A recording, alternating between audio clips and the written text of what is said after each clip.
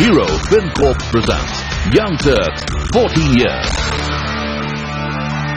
Ladies and gentlemen, the man whom we love so much, Mr. Ratan Tata. Kunal, I'm going to leave you with sir. I definitely have to say, I never thought growing up this day will ever come, where I'd be 6 inches away from someone I feel not every Indian, but every human being ever born and to be born should take inspiration from.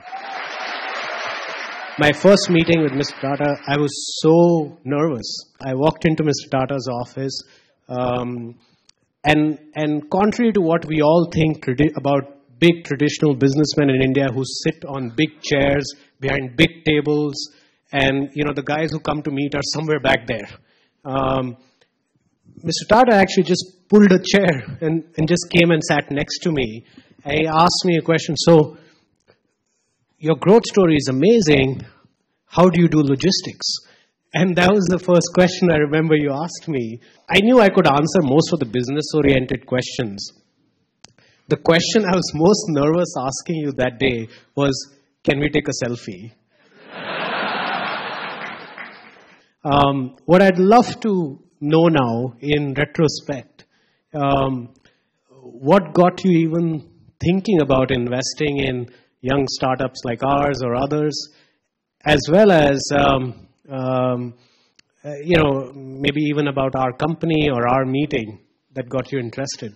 After I retired, it seemed to me that there was a whole new world out there, which was a digital world driven by a marketplace that was basically had a huge potential, driven by handheld devices, which would one day become the virtual retail store of India. And I didn't know your company or others in the business, other than I was struck by the name. And it was a learning experience, it still is a learning experience for me to learn of this new world, which is like a virtual world of the business I've been in for 20 years. Our meeting, when you left my office, I had confirmed in my mind that I would invest in your company.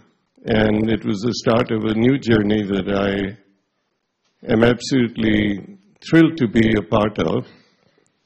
Unfortunately, I don't have billions of dollars, maybe you do, to invest in.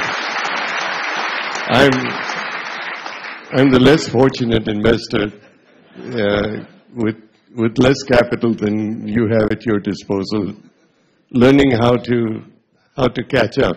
The only difference is this one is not our money, but when you look at entrepreneurs you meet, what are one or two things that you're looking for? The thing that I'm intrigued by first is a startup that has an interesting concept which excites me. If it doesn't excite me, I really don't need to make an investment in that company. The second is what I feel about the founders. And that's just first impressions as such. A founder that is only in for the short term, has no passion for the sector that he is in or the business he's building, doesn't give me a great deal of comfort. And lastly, in my small way, if I can be of help in supporting or lending my support to a founder who either has an interesting business or who doesn't get funding from others because his business is not a sexy business that the investing public or investors feel satisfied with. Underlying all of that, I'm more intuitive than a numbers person. And I also recognize that not all investments are going to be positive. Some may fail and some may have problems for different reasons. But that's life. So I'm going to call Anand and Mr. JHAVERI now to just join us, and we'll have a little more chat here. Mr. Tata, 2 questions. One is, I think that everyone over here would like to understand your perspective of an entrepreneur's value system, which I think today, if you look at where this country is going and what we need to be doing over the next 10 years, if you don't build the right value systems, you could potentially get lost somewhere down the road.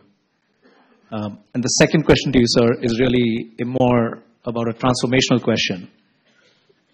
And that is really that if having run a large corporate conglomerate, you're seeing a lot of disruption happening globally.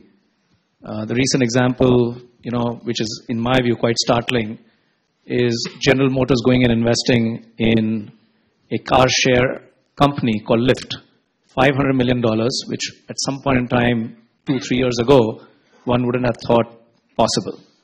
You have companies that are heavily invested in brick and mortar or heavily invested in a traditional form of doing business, and the virtual or the digital world is a disruption to them. They would like it to go away, they would like it to fail, they would like it not to succeed. And the fact that it is sort of knocking their feet out from under them makes them bitter and makes them aggressive. Whereas, in fact, they ought to see how best they can adapt to the given times. If we look at changing times, we tend to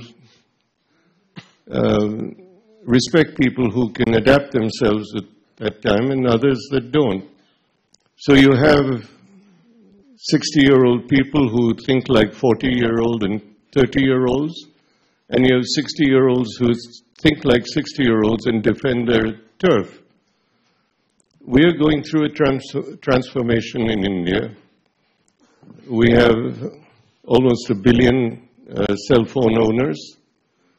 Many of them are smartphone owners. And they carry in their pockets a virtual retail outlet for goods and services that they need. Is that disruptive? No, it's evolutionary or even revolutionary, because it addresses a section of the population which could never be addressed with the connectivity, physical connectivity we have. So my attitude is, why would we fight it? We should see whether we can employ the mindset to run a similar business, because the opportunity is there. Do you think that 4 years hence, young startup will come and disrupt you? We will not be killed by our current competitors. If we are going to be killed, we are going to be killed by someone who doesn't exist today. Hero FinCorp presents Young Turks, 14 years.